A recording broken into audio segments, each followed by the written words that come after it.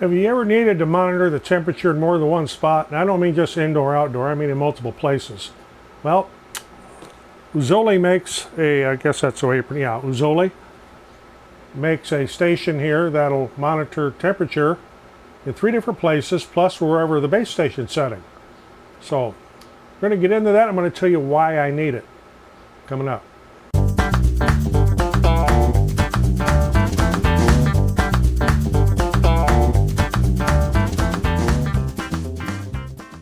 I'm Roger, welcome to the shop, and this is kind of the day of weather station videos. I just recently made a video about a Sane Logic weather station we're going to use up at our camp with our outdoor remote unit. Gives you wind speed, rainfall, and all that kind of good stuff. And well, it might be out of camera view, but the display's sitting up here. I'm going to let it sit here for a week and make sure everything works good before I take it up to the camp and get it mounted permanently. What I have here is made by Uzoli. And I do have one of their weather stations mounted out close to the house where we can monitor wind speed and all that kind of good stuff. What I need to do is be able to monitor the temperature remotely in our greenhouses, and we have several of them. And Lacrosse makes an ideal unit for that. The problem is you can't change the channels on the transmitters or receivers. So they're all the same channel. Because I tried that. So at first they worked, and then they eventually would lock on one or lock on the other, so I can't monitor the temperature all the way across them like I want to. So I'm going to use one of them in, well, we're going to say greenhouse number 4, and I'm going to use one of each of these in greenhouses number 1, 2, and 3. And I'm going to show you how to set this up in case you have a desire to be able to monitor temperatures in multiple places. Could also be used in your house. Maybe you want to see what temperatures in the baby's room, and maybe your bedroom, or maybe in the basement or in the attic or out in the garage or whatever. This will do it. It's got a fairly decent range. We're going to find out just how well it works.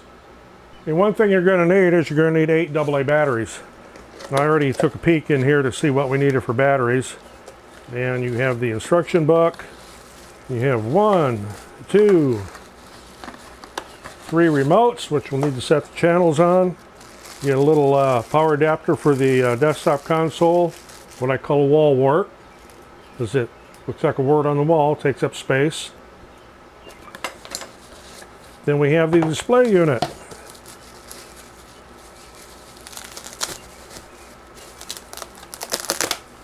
The protective plastic on the front. And if it's like their other one, yeah, there's little feet on the back. You pop open, sit on the desk, be able to monitor everything. So let me get all this stuff unwrapped, get rid of some trash, and we'll get going on this.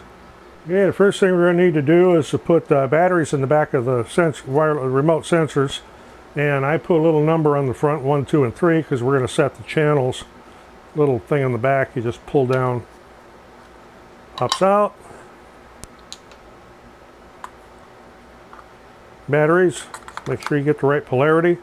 Little spring goes to the negative. And there's a little switch here, and we're going to make this one channel 1. There's also a switch there for centigrade and Fahrenheit, and I'm not going to know where we're going to be until we get this powered up, but we'll find out.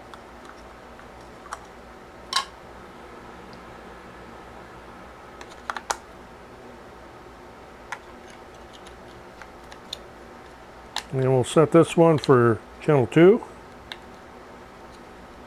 Now it's displaying the temperature on the little LCD screen in Fahrenheit, so I guess we're good on that setting. Of course, we're going to have this one here on 3.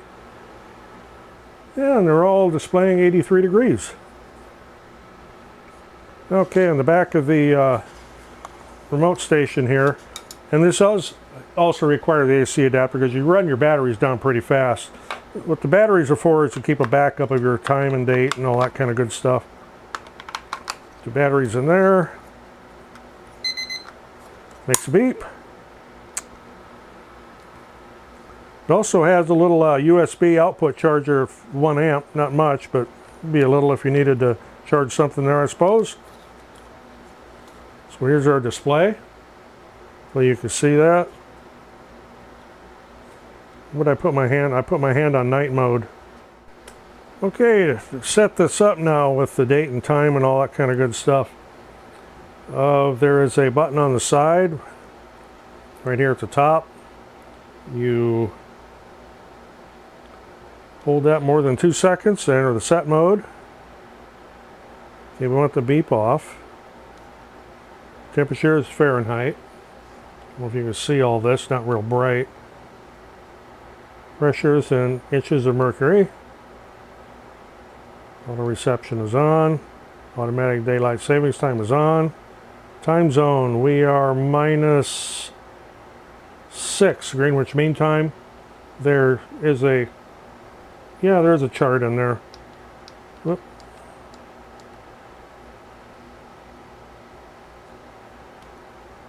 "12-hour format is what I want. And the time right now is 2:29 p.m.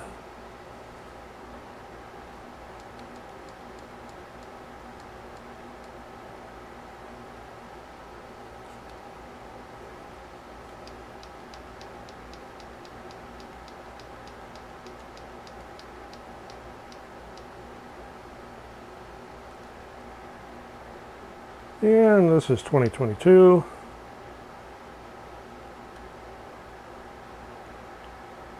And it is not December. It is June.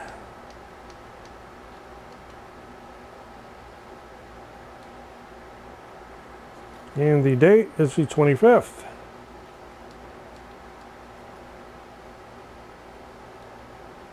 Language, I guess we want to keep that in English.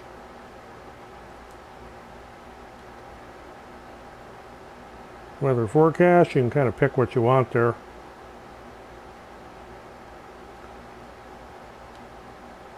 And there we have it.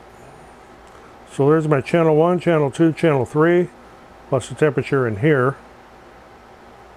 So I'll need to go out and get these sensors mounted. To mount the sensor, there is a slot on the back right here.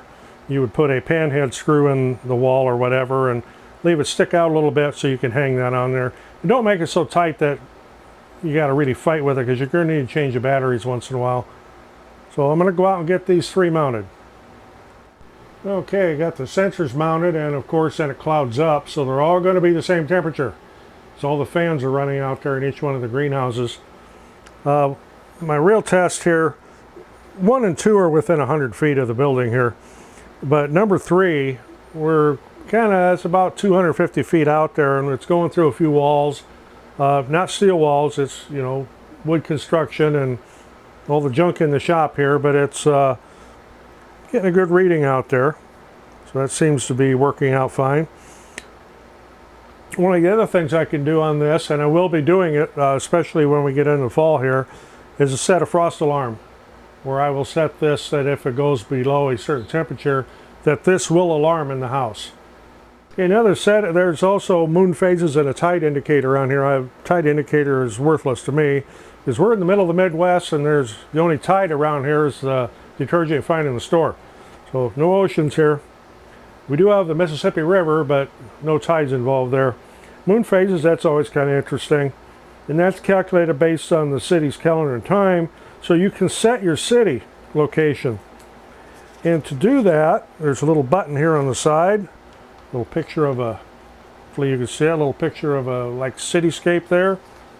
So you look in the chart here. So my city code will be 167.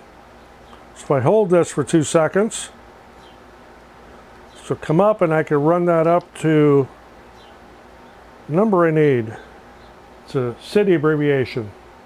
So we want to get CHI for Chicago. That's be the closest one to here. So there's C. Should again run this up to H. Did again. Run this up to I.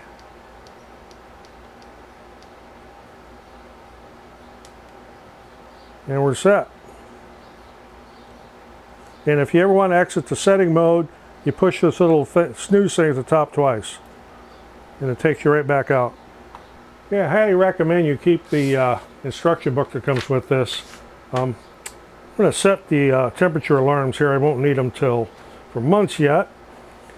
But there's a little exclamation mark triangle on the side right here, and you press that. So we want temperature upper limit alarm, don't care about that. Lower limit, this is the one I want to set. To set that, you push the button right above it, and you can set it to that particular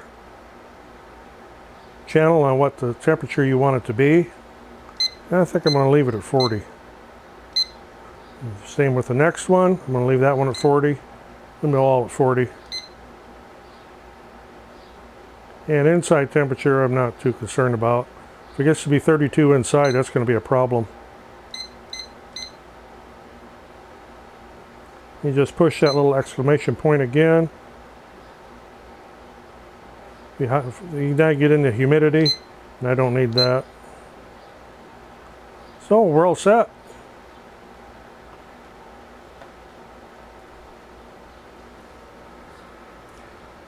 This also gives you the sunrise and sunset right down here in the corner. Of course, it's set up for the city of Chicago because we're on that same latitude.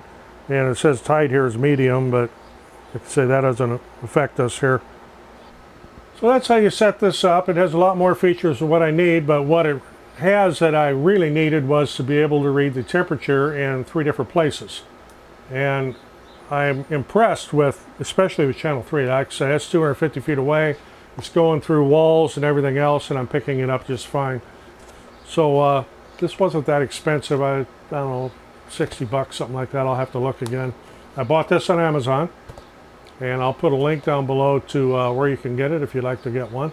I am an Amazon affiliate, so if you do choose to purchase one, I get a small commission, but that does not affect your cost whatsoever. Kind of helps pay for some of the stuff around here, keeping the lights on, etc. Once again, I highly recommend you keep this little instruction book, because even though I'm pretty adept at programming things, I probably won't remember all these steps, so I'll need to refer back to this at some point. If I want to change anything, maybe set high temperature alarm at some point, although generally if we get into high temperature and the fans are already running, there's nothing I can do about it anyway.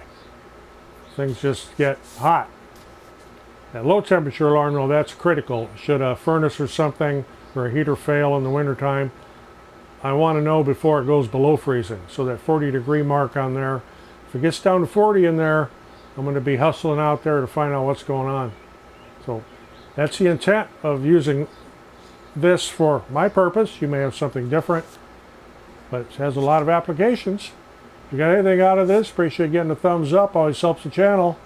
I'm Roger in the shop. Thanks for watching. We'll see you in the next one.